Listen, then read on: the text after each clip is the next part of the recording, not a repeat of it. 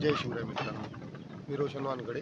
माझ्या फार्मचे नाव आहे साई ॲग्रो आधुनिक गोट फार्म आणि मी सोबतच गावरान कुक्कुट पालन करतो.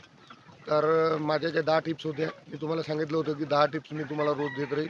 आजचा हा 4था का 5वा व्हिडिओ आहे माझा आणि या व्हिडिओमध्ये मी आज घेऊन आलो आहे तुमच्यासाठी लसण आणि अद्रकचा पेस्ट.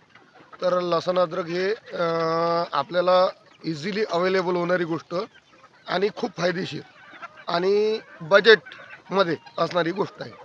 आता आपण याचे फायदे बघून घेऊ. याचे फायदे 2-3 फायदे आहेत की एक तर रोगप्रतिकारक शक्ती वाढवते, पाचनमध्ये पण कामी येते आणि अंड्यामध्ये पण फायदेशीर आहे. त्याच्यामध्ये श्वसनाचे जे आजार असतील मेन, जसं आपण CRD थंडीमध्ये खूप उपयुक्त, कारण श्वसनाचे आजार याच्यामुळे दूर राहते.